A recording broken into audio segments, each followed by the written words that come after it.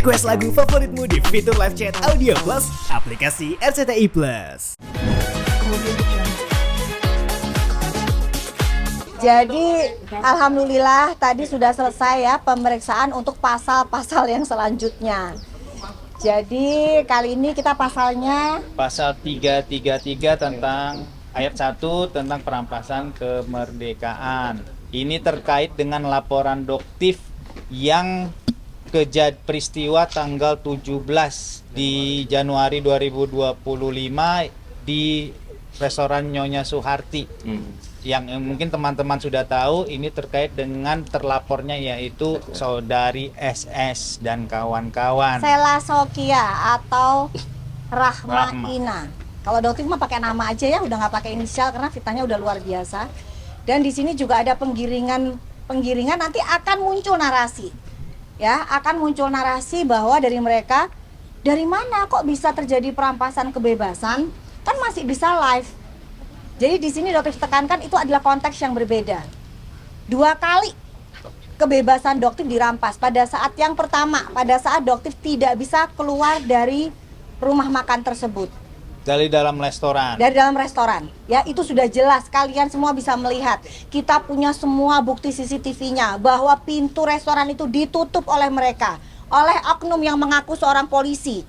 Ya, di dalam. Ternyata di luar dia berganti profesi menjadi seorang TNI.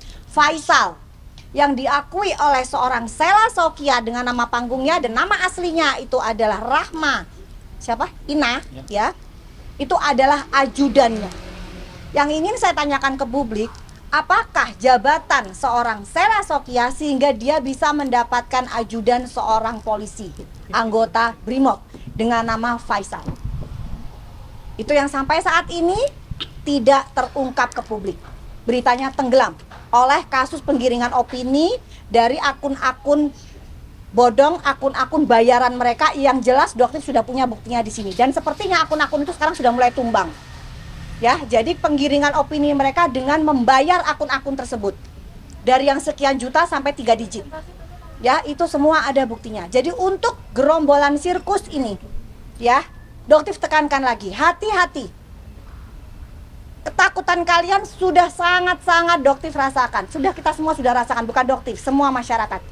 Ya, jadi kalian sudah mulai melakukan penggiringan opini untuk menjatuhkan kredibilitas Doktif.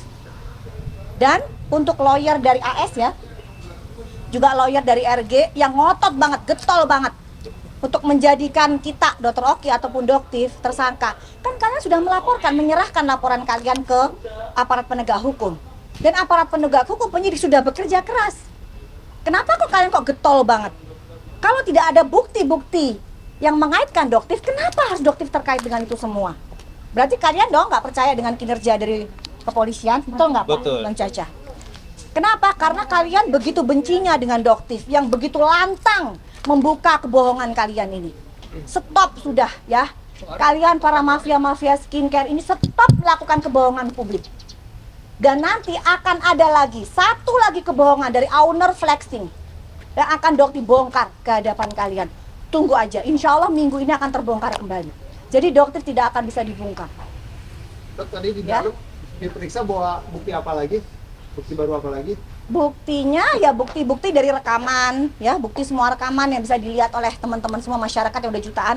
Dan di sini juga Doktif mohon sekali pengawalan dari Bapak Listio sebagai Bapak Kapolri. Di sini sudah sangat terang benderang seperti kayak apa ya, dugaan-dugaannya bahwa permainan dari konglomerasi skincare ini luar biasa, sudah mulai mengotak-atik teman-teman kita di aparat penegak hukum. Ini dugaannya, karena kok kayaknya kok cepet banget ya gitu, sedangkan prosesnya Doktif ini kok agak lambat karena apa gitu. Doktif sih berharap memang karena mereka bekerja, cuman karena butuh saksi-saksi yang panjang ya guys ya. Jadi kemarin sudah kalian ketahui lihat bahwa beberapa seperti Sela Sokia, Arif Afanda, Hardi Rukmana, siapa lagi itu? Fitra suaminya. Terus siapa lagi 5 itu ya?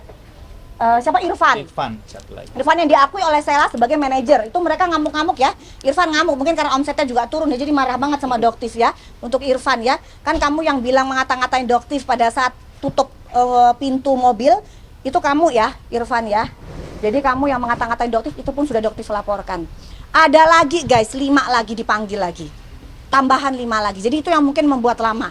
Jadi Doktif sih berpikirnya ingin positif ya, karena banyak saksi yang akan dijadikan tersangka ke depannya. Gitu. Jadi mereka sekarang sangat-sangat panik.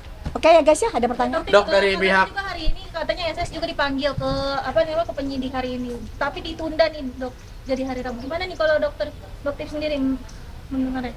Kalau Doktif sih sampai saat ini nggak tahu ya soal itu, dan untuk laporan apapun Doktif nggak tahu ya, mungkin teman-teman bahkan yang mungkin lebih tahu. Mungkin teman-teman lebih tahu sebenarnya ini terkait Ini panggilannya dengan apa? Apakah memberikan keterangan, penjelasan, Ya. atau atas laporan Doktif? Itu pun juga Doktif nggak tahu.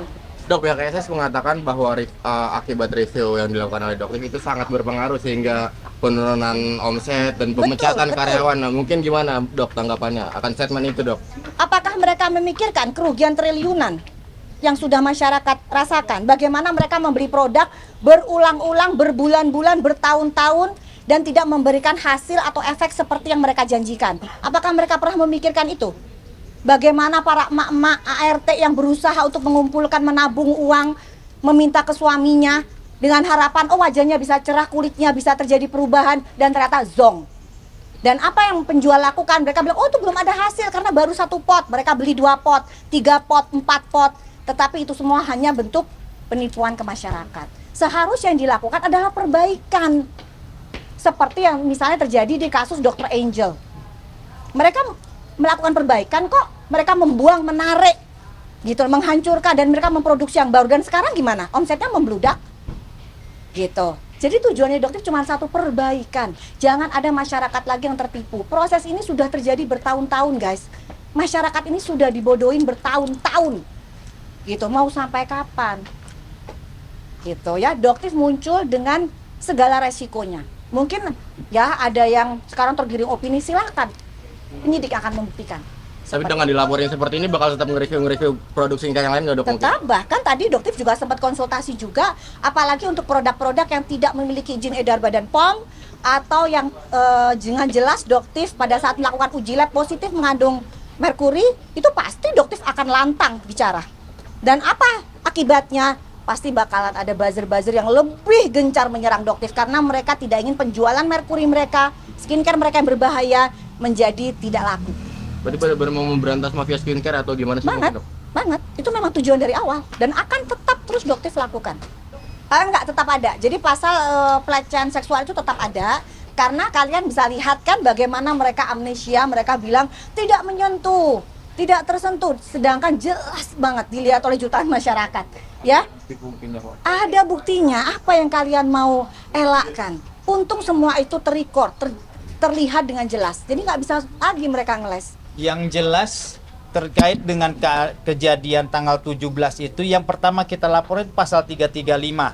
Selanjutnya begitu kita review lagi, review dengan bukti-bukti yang ada, maka muncul pasal-pasal berikutnya yang kebetulan kita sudah laporkan ke sini, dan itu sudah tinggal kita nunggu beberapa panggilan dari tim penyidik untuk memberikan klarifikasi terkait dengan laporan yang kita telah buat. Itu aja sekarang saat ini. Tapi terkait untuk opini-opini yang terjadi selama ini, yang ada sekarang ini terkait bagaimana Doktif ataupun Dr. O ini kok belum bisa dijadikan tersangka. Saya mohon sebagai kuasa hukum, tim kuasa hukum Doktif, kepada senior saya ingin menyampaikan, mohon kepada senior ini, apabila memang Senior ini mungkin Pak Yulianus ya. Pak Yulianus, sampaikan aja Pak Yulianus ya. saya mohon, memang beliau percaya dengan jalannya hukum ini terkait dengan laporan yang sudah dibuat oleh kliennya, kami mohon percayakanlah kepada teman-teman penyidik dari Polri dan dari Polda ini. Ya, jadi jangan seakan-akan ingin memberikan tekanan-tekanan kepada para penyidik ataupun para petugas hukum kita, Polda ataupun Polri. Ini untuk memberikan tekanan kepada penyidik agar Doktif ini menjadi seorang tersangka. Padahal bukti-bukti yang telah diperlihatkan selama kita di pemeriksaan Alhamdulillah pendapat saya, rekan dari tim juga tidak ada yang menyangkut sama sekali dengan Doktif. Itu aja yang saya ingin garis bawahi. Ada Dan Doktif? saya juga ada sedikit menyampaikan pesan juga untuk Pak Yulianus ini. Ya, kemarin beliau sempat berstatement bahwa kenapa handphone DS bisa diambil. Itu adalah suatu hoax ya guys. Itu adalah pemberitaan yang sangat hoax ya. Jadi sedangkan Doktif juga tantang, tapi ternyata sampai sekarang beliau tidak memberikan klarifikasi. Ya, jadi dan untuk kasus yang dari AS, jadi Doktif jelasin ya di sini ya kenapa Doktif dilaporkan oleh AS ya. Mungkin teman-teman pada belum tahu. Ini Doktif aja jelasin. Jadi begini guys, AS itu melaporkan Doktif karena AS merasa tersinggung atas tulisan Doktif atau konten Doktif yang di situ menulis bahwa Fix bukan dokter, just tipper. Ya, jadi di situ beliau tersinggung dengan sebutan bahwa dia bukan dokter. Nah, yang Doktif tekankan, apakah seorang dokter boleh melakukan just tipper? Jadi, jelas jejak digital dia adalah seorang just tipper. Ya, dan mungkinkah jika Doktif membuka kebenaran itu bisa dikenakan dengan pencemaran nama baik, Bang Caca? Setuju. Ya. Itu bisa kita kaitkan dengan pencemaran nama Jadi, baik. jadi begini, jika memang Doktif ini membuka suatu kebenaran dan untuk kepentingan publik, maka pencemaran nama baik itu akan gugur dengan sendirinya. Demi hukum. Jadi jangan juga ngotot, kenapa aku nggak naik klien Anda itu memang just tipper. Ya, itu sudah ada jejak digitalnya, itu fakta. Jadi Anda pun harus menerima kenyataan bahwa klien Anda adalah just tipper dan seorang dokter tidak boleh melakukan just tipper. Gitu. Itulah makanya. Jadi nanti kan juga prosesnya kan ada yang namanya saksi ahli juga ya. Betul. Jadi kalau misalnya kasusnya pun tidak akan naik, ya harus diterima dengan lapang dada. Bukan dengan menggiring opini, akhirnya bilang, nah kalian lihat kan siapa mafia skincare sesungguhnya, sehingga kasusnya nggak naik. Maaf ya Allah. Jadi yang Doktif sayangkan, Anda ini adalah seorang lawyer, bahkan senior ya, senior Bang Caca ya. Bos. Tapi kenapa perilaku Anda, perkataan Anda tidak menunjukkan bahwa Anda adalah seorang lawyer yang benar-benar berkualitas seperti itu? Kenapa? Pertanyaannya Doktif. Gitu. Anda memberikan informasi yang sangat menyesatkan. Handphonenya Doktif lah, dibilang Doktif juga diduga mafia, apanya? Gitu, sudah cukup, jangan menyeret-nyeret opini ke masyarakat, akan kembali ke diri Anda sendiri. Ya, oke? Oke guys ya, makasih ya guys ya. Selamat berpuasa. Ada donatur yang katanya di akun media sosial ada 3 donatur yang memberikan Oh, bukan. Di 2 apa 3? Enggak. Kalau dari akunnya dari yang diduga akunnya buzzer-nya dari DRL itu ada 2. Ya. Ada 2. Jadi akun dari podcast itu namanya ya, itu akun dari duganya, itu akun dari buzzer-nya DRL. Itu dia nyebutnya MK dan SP. Yang Doktif ingin tanyakan apa hubungannya antara Mahkamah Konstitusi dengan Bang Surya Paloh, di situ dimasukin. Coba dong Doktif mau tanya, Di situ ada tuh MK, SP. Ya, coba Doktif tanya MK itu apa maksudnya? Mahkamah Konstitusi. SP siapa? Bang Surya Paloh, gitu loh. Kalian jangan ngada-ngada deh. Bikin skema ngikut-ngikutin Doktif yang bikin skema tapi ngada-ngada, nggak ada dasarnya. Gitu. Yang dibilang sebagai apa? Pensupport.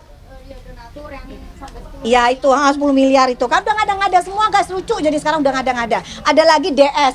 DS itu siapa? Bang Denny Sumargo. Bang Denny Sumargo juga ya dibilang ya sebagai micro influencer. Jadi di sini Bang Denny Sumargo tuh bukan micro influencer, beliau tuh mega. Ya. Terus siapa lagi dibilang VR itu Teh Vera. Jadi aliran dananya itu ke mereka, ke Teh Vera lah, ke si dokter Nanang Masrani lah, ke siapa itu Doktif tuh ngakak ngeliatin itu. Maksudnya apa sih kalian semua ini? Gitu loh.